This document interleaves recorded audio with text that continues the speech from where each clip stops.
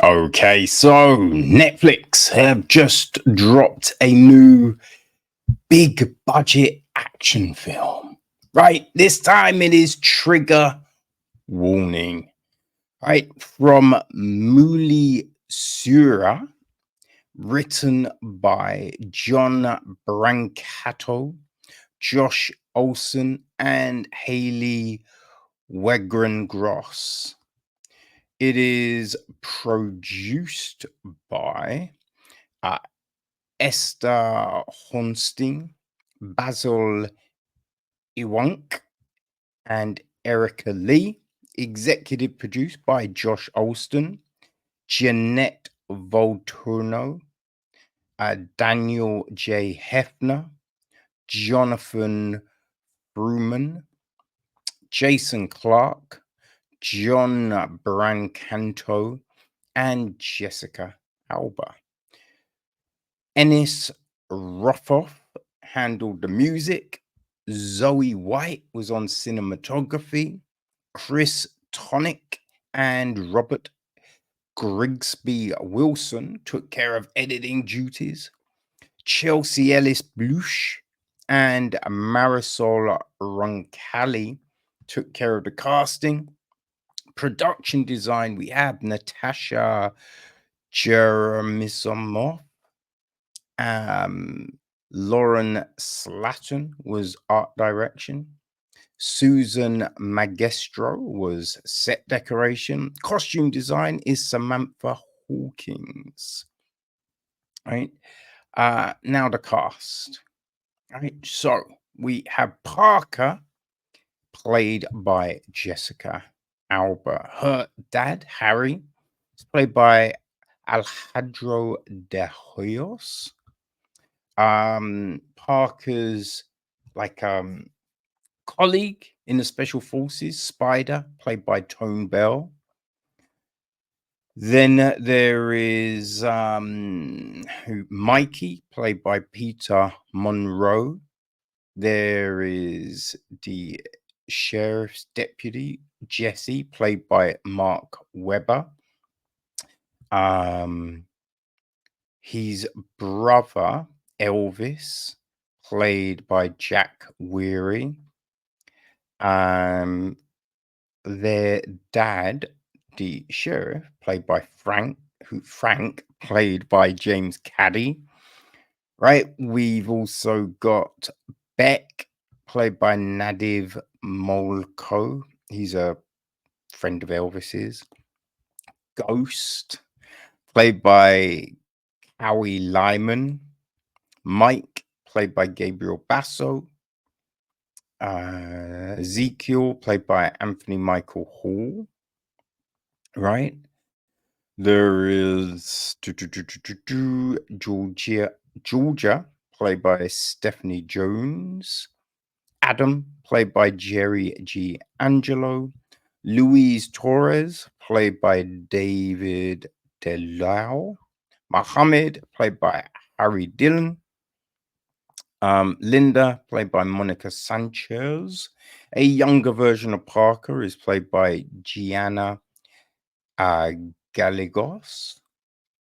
The deputy sheriff, played by Matthew Blood Smythe. That's the main lot of people, essentially, I would say. Oh, I think her lawyer is Roberto, played by Rob Estrada. I think that was the lawyer. Okay, so the gist of the film. Special Forces Commando Parker is on active duty overseas when she gets called back to her hometown with the tragic news that her father has suddenly died.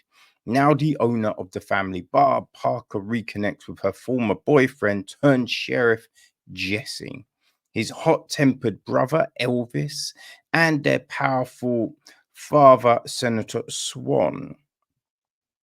Oh, yeah. No, I'm an idiot. The dad is Ezekiel, played by Anthony Michael Hall.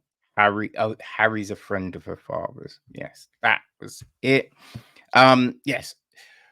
Her for Senator Swann. as she looks to understand what actually happened to her dad. Parker's search for answers quickly goes south, and she soon finds herself at odds with a violent gang running rampant in her hometown. Unsure of who she can truly trust, Parker draws on her commando training and proves herself a force to be reckoned with as she hunts down the truth and attempts to right what has gone wrong in Swann County with the help of her covert ops partner and hacker Spider and connected local dealer Mike. So yeah, that is it. Right? That's the film. Um yeah, right. Now loads of places where I've looked to get information on this film, it's talking about this as being set up as a franchise. And the way it ends, you could see kind of how, you know, that that might be what they're intending. But I don't know, man. I don't know. Right? It's got that audience. It's got that audience. I think if you've been a fan of recent Netflix action flicks, right? I would say The Mother, right? If you enjoyed The Mother, if you enjoyed Atlas, um, there was oh god, there was that film recently that was a remake of it was a French film and it was a remake of a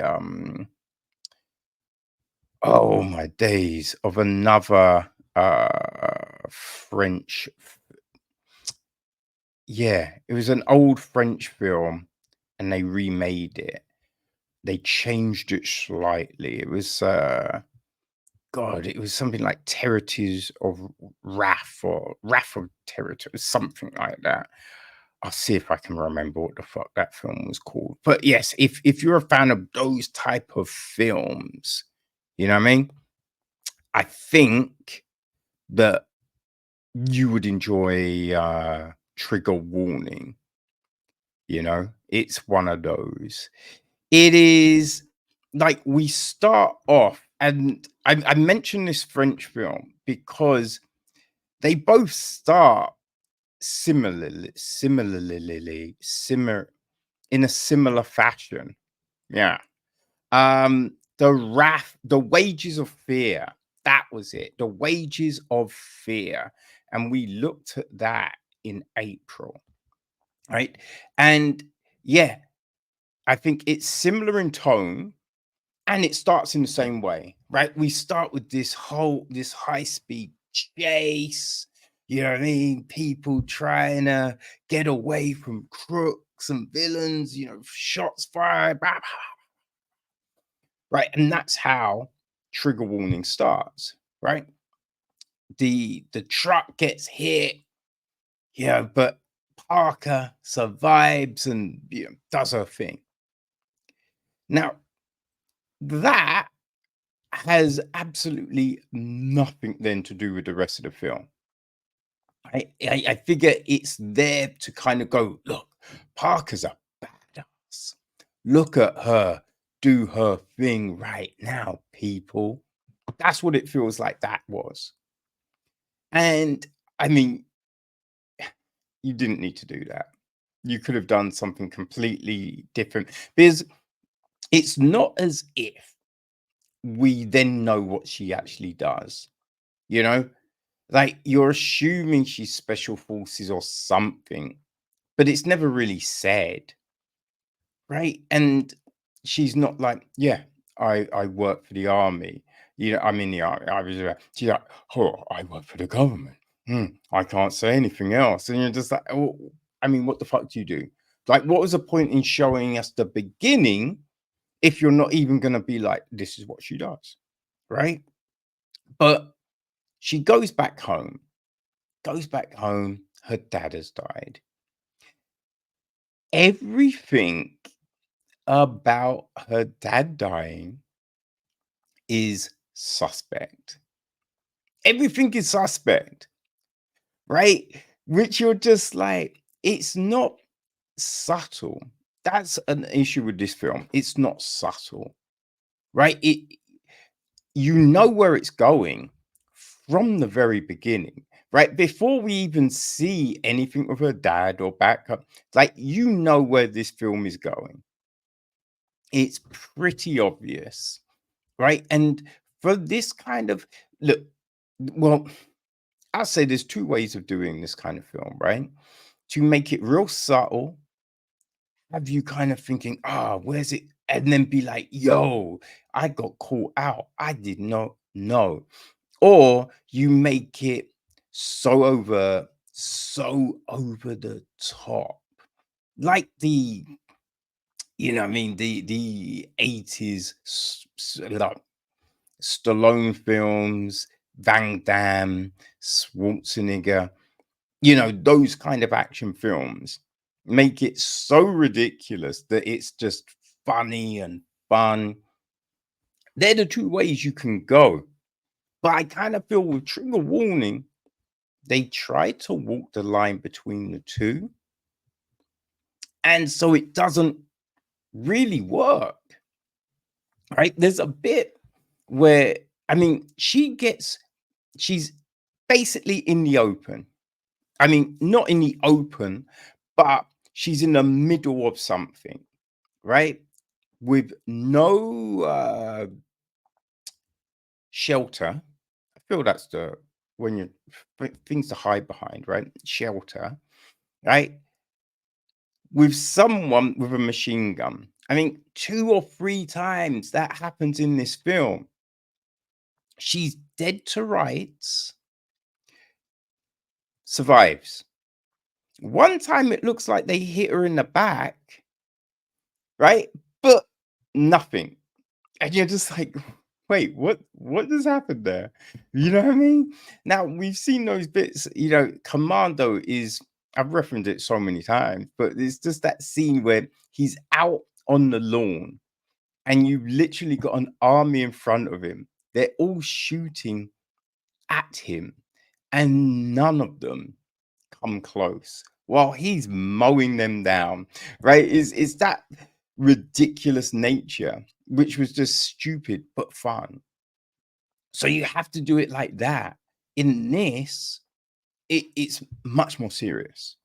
But when you have a scene like that, like she's dead to rights, machine gun, and they're not coming close, you're just like, well, the fear factor is gone because I know she's not going to die. I know there's no possibility of her dying, right? And that just makes it just stupid.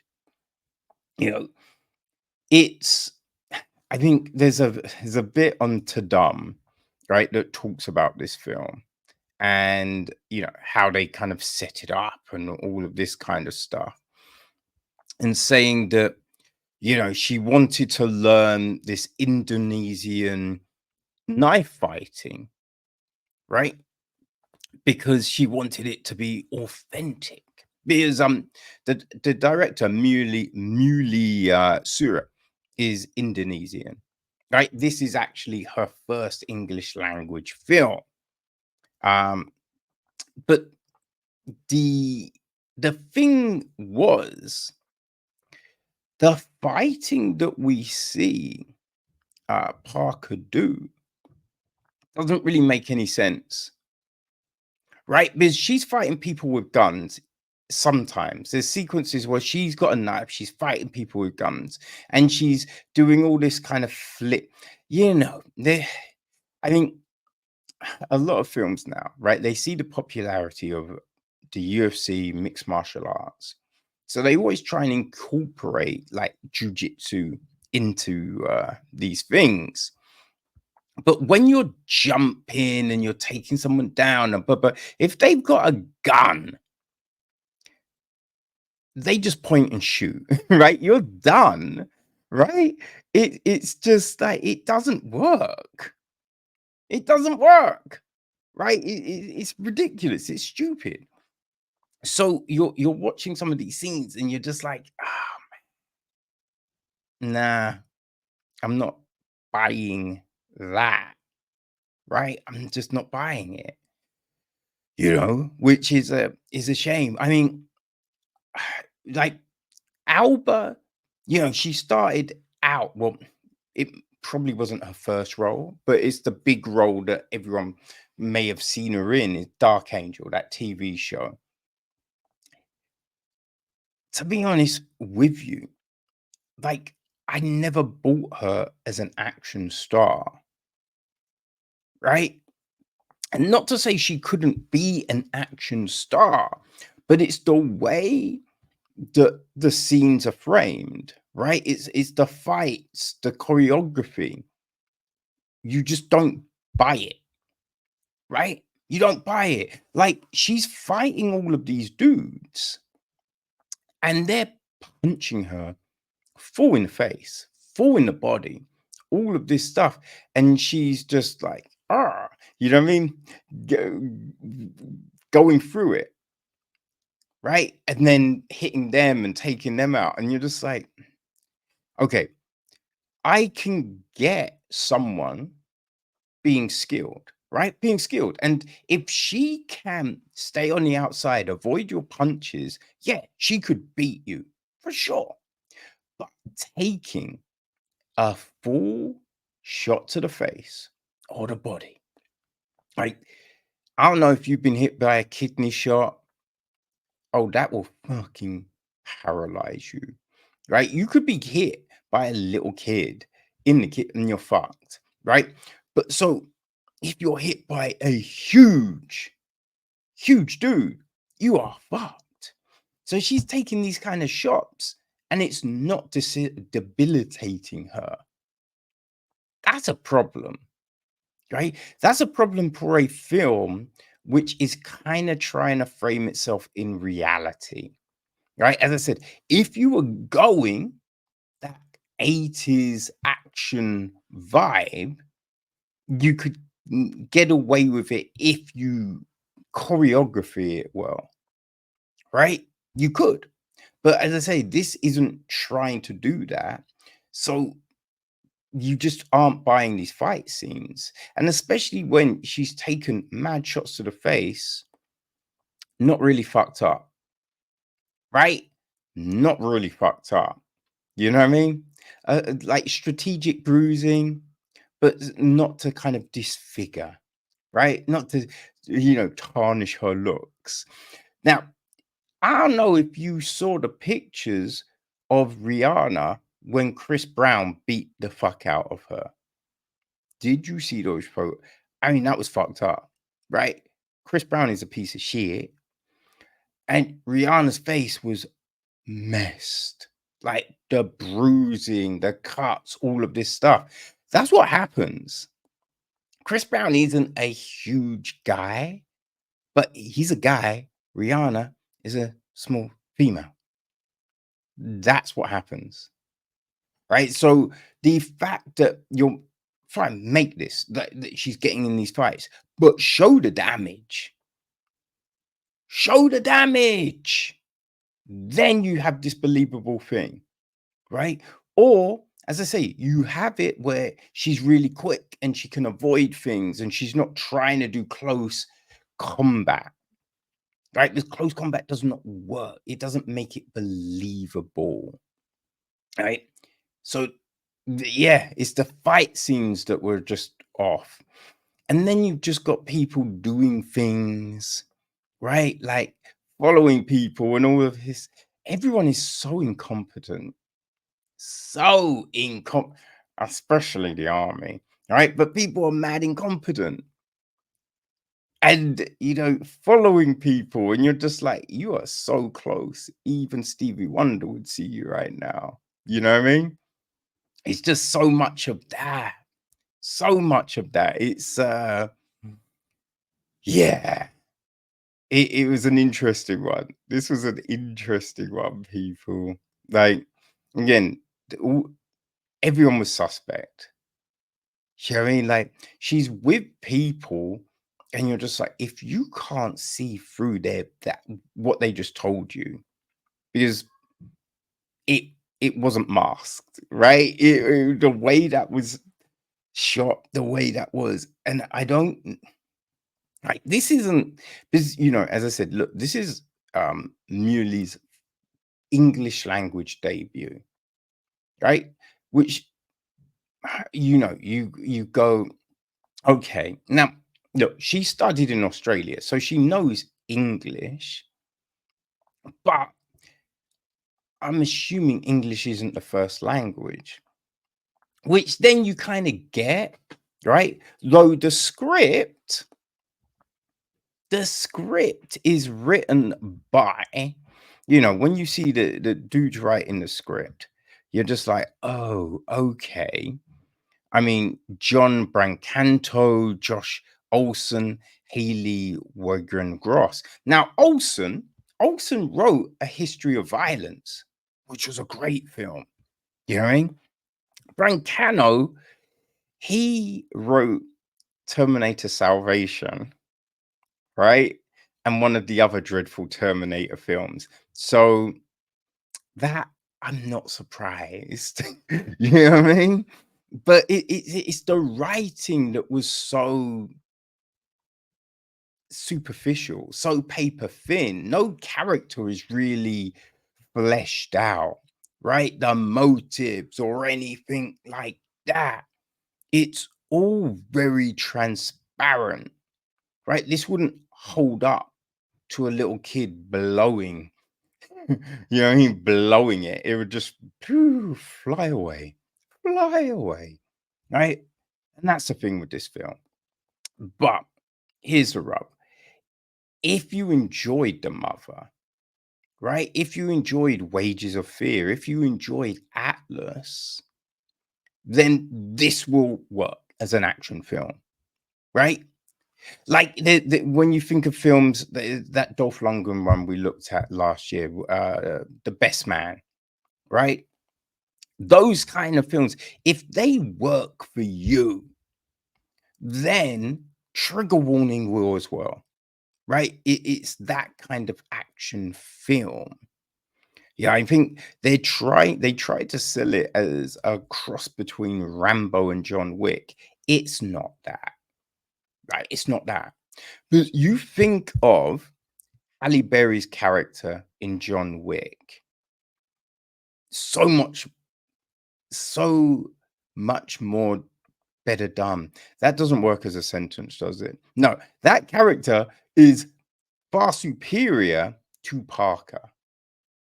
You know what I mean? Far superior. Like just the fight style, just everything. You buy it more, right? You buy it more. And she got beat up, right? You see the damage, you see that everything that works more. So I know this isn't a cross between Rambo and John Wick, but as I say, look, it is one of these Netflix actioners. So if you enjoy that, then yeah, Trigger Warning may work for you. It's available on Netflix right now. So have at it, people. Have at it.